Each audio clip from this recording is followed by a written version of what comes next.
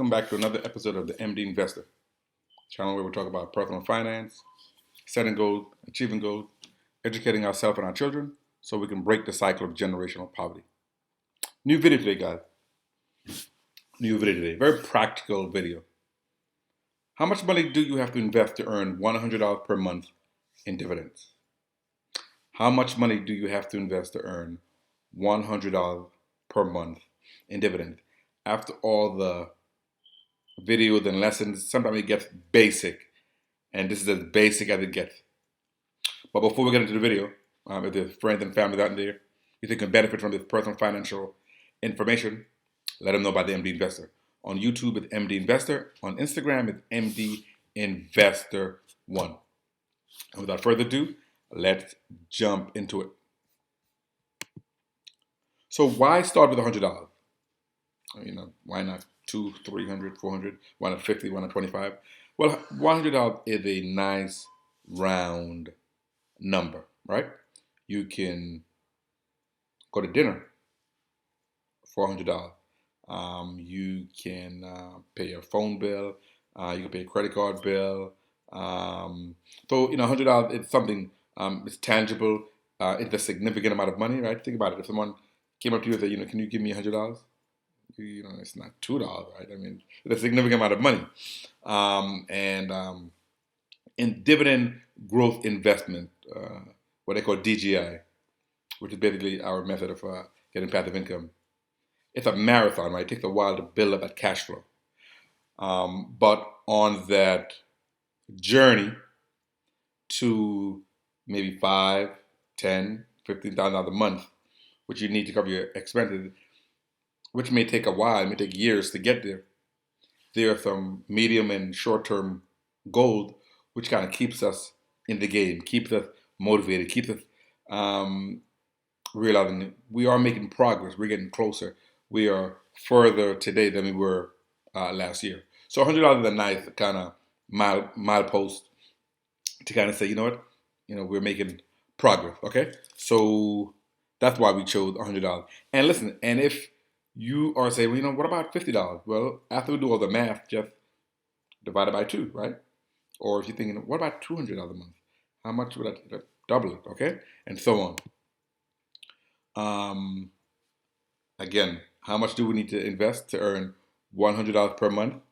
And like a lot of things in life, it depends. I know it's the not an answer that really satisfies you, but it's true. It depends. It depends on the dividend yield and the share price, right? Now think about it. If you're in an investment and you're earning 1%, right? You're going to be earning half as much as if you're investing in something that's making 2%. So the dividend yield is going to be a determinant of how much we're going to have to depend, how much we're going to have to invest, and show the share price, right? All things being equal, if the stock you're investing in is they're both yielding the same, but this share price is more expensive, then you're going to have to invest more money. Okay, so those are the two determinants, the dividend yield and the share price. So we said, how much do we have to invest to earn $100 per month? We know that most companies pay quarterly, or every 3 months. There are a few companies that pay monthly. Realty Income is one of them I'm thinking of. Ticker symbol O. And there's a few other monthly payers. But we're going to assume that we're investing in companies that are paying quarterly. So we're saying, how much do we need to invest to make $100 per month? But we have to understand that that's the same as saying, how much do we have to invest to make $300 per quarter, right? Because $300 per quarter, you divide that by 3, it's going to be essentially $100 a month. Okay, now we're going to look at 3 different examples. We're going to look at a stock that's a low yield, a stock that's a moderate yield, and a stock that's a high yield. Let's first look at the low yield stock, and by low yield, we're using the definition of yielding less than 2%. So stocks like Apple, all right, ticker symbol AAPL, trades at the showing of this video $119.39 per share. The dividend that Apple pays it 20.5 cents, and it pays it quarterly, 20.5 cents quarterly. To get the dividend yield, right? To get the dividend yield, we would take the dividend, 20.5 cents, times 4, because it pays 4 times a year, and divide that over the share price to give the dividend yield of 0.68%. So a very low dividend yield, less than 1%. So the question is, how many shares of Apple would we need to earn $300? And simple math, we're going to take $300 divided by 20.5 cents, and it'll tell us we will need 1,463.4 to be exact shares of Apple, and that would yield us $300, right? $300 every quarter. Now, that's a lot of shares of Apple, right? Almost 1,500 shares of Apple, and at the price currently of $119.39, we're going to multiply that share price by 1,463.4. That'll give us, we will need to invest $174,717 in Apple. That is a lot of cash to invest to earn $100 a month. Okay? But the reason is because the yield is so low. Okay? The yield is so low. That's why it takes so much money to get $100 a month. Let's move on. And let's look at a company with a moderate yield. And by moderate yield, we're using a definition of say between 2 and 3%. A company that fits this criteria is Johnson & Johnson.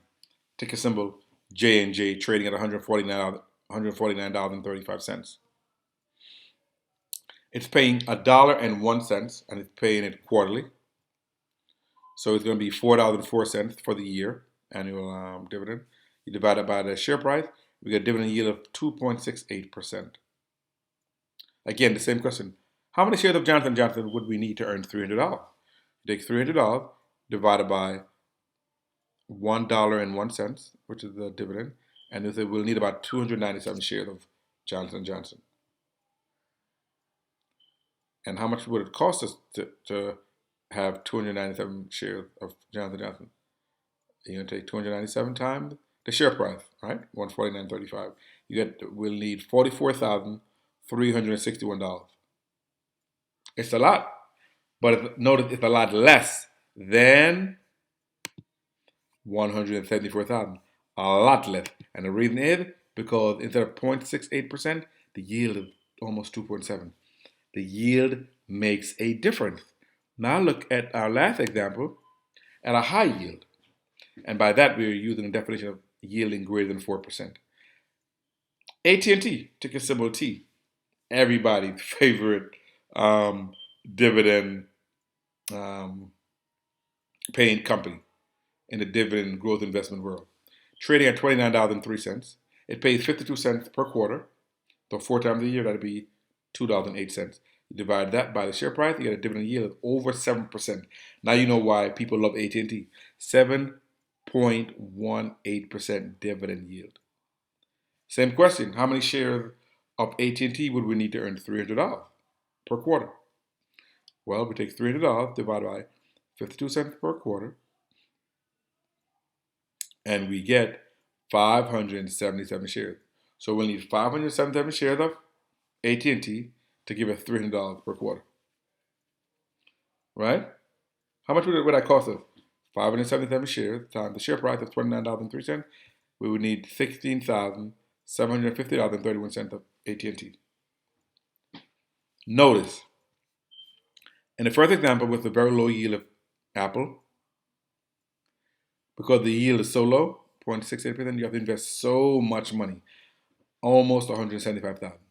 When we went to Johnson & Johnson with a much higher yield, 2.68%, we only have to invest $44,361. And when we get to AT&T, which was yielding very high, 7.18%, we only needed to invest $16,000. So the amount of money you invested came all the way down. Okay? So the take-home message is, how much do you have to invest to earn $100? per month? It depends on what you're investing in, the dividend yield, and the share price.